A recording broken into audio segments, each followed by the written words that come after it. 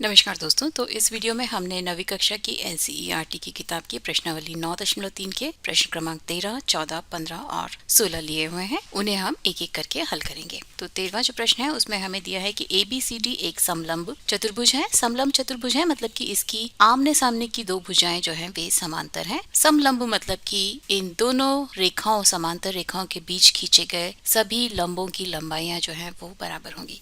तो हमें दिया है AB समांतर है DC के, तो हम इसे सिंगल एरो के साथ रिप्रेजेंट कर लेते हैं। AC जो कि इसका एक विकर्ण है, उसके समांतर एक रेखा AB को X पर और BC को Y पर प्रतिच्छेद करती है। तो ये जो रेखा है ये AC के समांतर है। तो इन्हें हम डबल एरो के साथ रिप्रेजेंट कर लेते हैं। सिद्ध कीजिए कि एरिया ऑफ ADX बराबर है एरिया ऑफ ACY के। तो चूंकि दो समांतर रेखाओं के बीच खींचे हुए सारे लंबों की लंबाइयां जो हैं वो समान होती हैं, तो यदि हम AX को आधार मान के और तीसरा बिंदु रेखा DC या एक्सटेंडेड DC पर लें तो उन सभी त्रिभुजों के क्षेत्रफल जो है बराबर होंगे।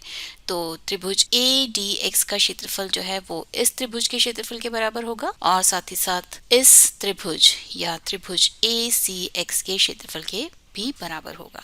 तो हम त्रिभुज ACX को पूरा कर लेते हैं और C और X को मिलाती हुई एक रेखा भी खींच लेते हैं। तो यहाँ से हम कह सकते हैं कि इस त्रिभुज का क्षेत्रफल इस त्रिभुज के क्षेत्रफल के बराबर होगा, क्योंकि दोनों ही त्रिभुज जो हैं वो आधार AX पर बने हैं और दोनों की ही ऊंचाई जो है वो बराबर है, क्योंकि DC समांतर है AB के और इन दोनों रेखाओं के बीच खींचे हुए लंबों की लंबाइयां जो हैं वो हमेशा ही बराबर होंगी। तो आप कह सकते हैं कि त्रिभुज ADX का क्षेत्रफल बराबर होगा त्रिभुज ACX के क्षेत्रफल के। और ऐसा क्यों है? क्योंकि इनके आधार भी समान है और इनकी ऊंचाई भी समान है। और अभी हमें पता है कि AC समांतर है XY के, तो यहाँ पर भी यदि हम बात करें त्रिभुज ACX के क्षेत्रफल की और त्रिभुज ACY के क्षेत्रफल की, मतलब कि इस क्षेत्रफल की और इस क्षेत्रफल की, ये दोनों क्षेत्रफल भी बराबर होंगे, क्योंकि यहाँ पर भी इन दोनों के आधार बराबर हैं जो कि AC के बराबर है और इनकी ऊंचाई भी बराबर है क्योंकि AC समांतर है XY के। या आप कह सकते हैं कि इनके भी आधार और ऊंचाई जो है वो आपस में बराबर है। तो यदि हम इस इक्वेशन को इक्वेशन 1 और इक्वेशन 2 को कंपेयर करते हैं तो आप कह सकते हैं कि एरिया ऑफ ADX बराबर है एरिया ऑफ ACY के और ये दोनों के दोनों क्षेत्रफल बराबर हैं त्रिभुज ACX के क्षेत्रफल के। तो ये हुआ 13वां प्रश्न। अभी हम 14वें प्रश्न की तरफ चलते हैं। 14वें प्रश्न में हमें दिया है कि AP समांतर है BQ के, मतलब कि ये दोनों समांतर हैं, और BQ समांतर है CR के, मतलब कि ये भी इसके समांतर है। और हमें सिद्ध करना है कि AQC का क्षेत्रफल बराबर है PBR के क्षेत्रफल के, या ये क्षेत्रफल बराबर है इस क्षेत्रफल के। तो यहाँ पर हम पहले लेंगे कि AP समांतर है BQ के, इस चीज का उपयोग करेंगे। तो यहाँ से हम कह सकते हैं कि त्रिभुज ABQ का क्षेत्रफल बराबर होगा त्रिभुज BPQ के क्षेत्रफल के, यानी कि आप कह सकते हैं कि इस त्रिभुज का क्षेत्रफल इस त्रिभुज के क्षेत्रफल के बराबर है।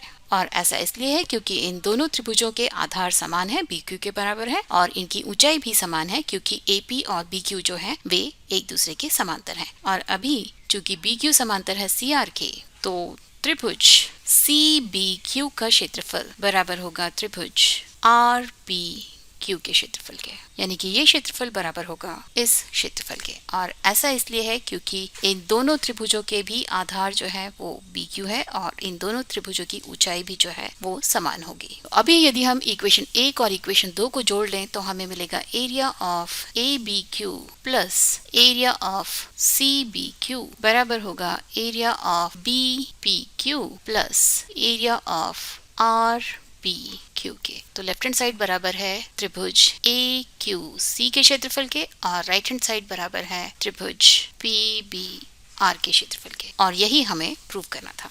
तो ये हुआ हमारा 14वां प्रश्न। और अभी हम 15वें प्रश्न की तरफ चलते हैं। और 15वें प्रश्न में हमें एक चतुर्भुज ABCD दिया है और दिया है कि उसके विकर्ण AC और BD परस्पर बिंदु O पर इस प्रकार प्रतिच्छेद करते हैं कि त्रिभुज AOD का क्षेत्रफल बराबर है त्रिभुज BOC के क्षेत्रफल के, और हमें सिद्ध करना है कि ABCD एक समलंब चतुर्भुज है। तो हमें दिया है कि ये क्षेत्रफल बराबर है इस क्षेत्रफल के। तो हम इसे ऐसे ही लिख लेते हैं। हमें दिया है एरिया ऑफ AOD बराबर है एरिया ऑफ BOC के। और अभी हम इस इक्वेशन के दोनों तरफ त्रिभुज AOB के क्षेत्रफल को जोड़ देते हैं, तो हमें मिलेगा area of AOD plus area of AOB बराबर हो जाएगा area of BOC plus area of AOB के। ठीक है, यानी कि इस त्रिभुज का क्षेत्रफल प्लस इस त्रिभुज का क्षेत्रफल यानी कि त्रिभुज ADB का क्षेत्रफल बराबर है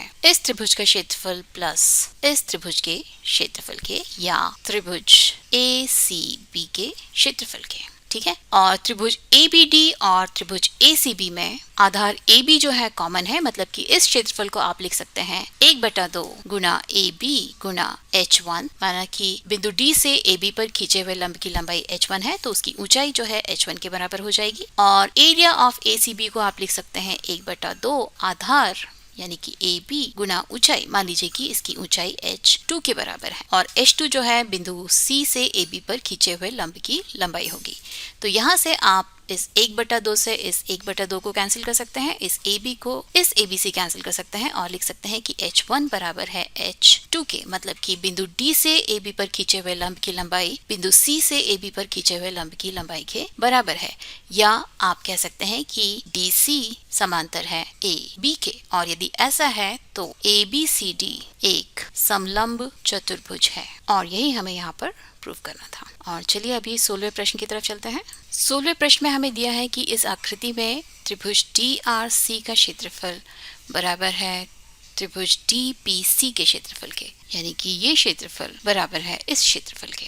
और साथ ही साथ हमें दिया है कि त्रिभुज BDP का क्षेत्रफल यानी कि ये क्षेत्रफल बराबर है त्रिभुज ARC के क्षेत्रफल के, यानी इस क्षेत्रफल के। और हमें दर्शाना है कि दोनों चतुर्भुज ABCD और चतुर्भुज DCPR समलंब चतुर्भुज हैं। तो यहाँ पर हमें दिया है कि एरिया ऑफ DRC बराबर है एरिया ऑफ DPC के, मतलब कि इस त्रिभुज का क्षेत्रफल बराबर है इस त्रिभुज के क्षेत्रफल के। तो इन दोनों ही त्रिभुजों में DC जो है वो एक कॉमन भुजा है, तो उसे हम आधार मान लेते हैं। तो त्रिभुज DRC का क्षेत्रफल आप लिख सकते हैं 1/2 आधार मतलब DC गुना ऊंचाई। DRC की ऊंचाई जो है बिंदु R से DC पर खींचे हुए लंब की लंबाई के बराबर होगी, जिसे कि हम H1 मान लेते हैं।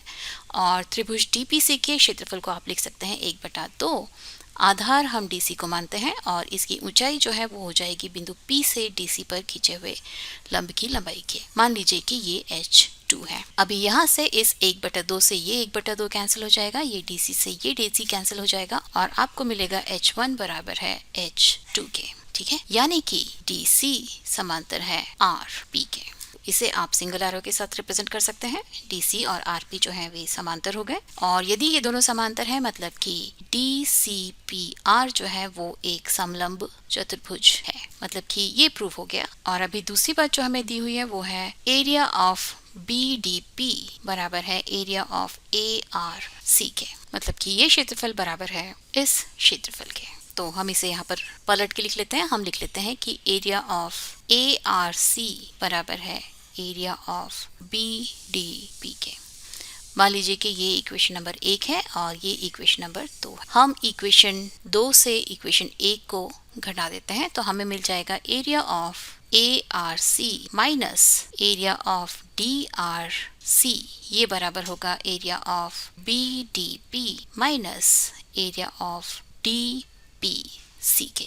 और area of ARC minus area of DRC बराबर होगा एरिया ऑफ ADC के, और area of BDP minus area of DPC बराबर होगा एरिया ऑफ BDC के। और इन दोनों त्रिभुजों में फिर से भुजा DC जो है कॉमन है, तो एरिया ऑफ ADC को आप लिख सकते हैं 1/2 आधार हम DC को मानेंगे, और इसकी ऊंचाई जो है वो बराबर होगी बिंदु A से DC पर खींचे हुए लंब की, तो इसे हम H3 मान लेते हैं, और ये बराबर होगा त्रिभुज BDC के क्षेत्रफल के, जिसे आप लिख सकते हैं 1/2 आधार हम फिर से DC लेंगे, और इसकी ऊंचाई जो है वो हम H4 के बराबर मान लेते हैं, जो कि बिंदु B से DC पर खींचे हुए लंब की लंबाई के बराबर होगी। तो यहाँ पर फिर से हम देख सकते हैं कि ये 1/2 दोनों साइड कैंसिल हो जाता है, ये DC भी दोनों साइड कैंसिल हो जाता है, या यहाँ से आप कह सकते हैं कि H3 बराबर है H4 4K मतलब कि बिंदु A से खींचे हुए लंब की लंबाई और बिंदु B से खींचे हुए लंब की लंबाई जो है वो आपस में बराबर है, या आप यहाँ से कह सकते हैं कि DC जो है वो समांतर है AB के। तो इसे भी आप सिंगल एरो से रिप्रेजेंट कर सकते हैं। तो चतुर्भुज ABCD में आमने सामने की भुजाएं जो है वे समांतर है। आमने सामने की भुजाओं का एक सेट जो है वो समांतर है, AB समांतर है DC के, या आप कह सकते हैं कि ABCD एक समलंब है। ठीक है, तो ये भी हमने यहाँ पर प्रूव कर दिया। तो इस तरह से आप 16वें प्रश्न को हल कर सकते हैं, और बहुत सारे ऐसे ही इंटरेस्टिंग वीडियोस के लिए आप मैथ स्मार्ट हिंदी को देखते रहिए, उसे सब्सक्राइब कीजिए और नोटिफिकेशन बेल बजाना मत भूलिए, क्योंकि तभी आपको पता चलेगा कि मेरा अगला वीडियो कब आने वाला है। तब तक के लिए नमस्कार।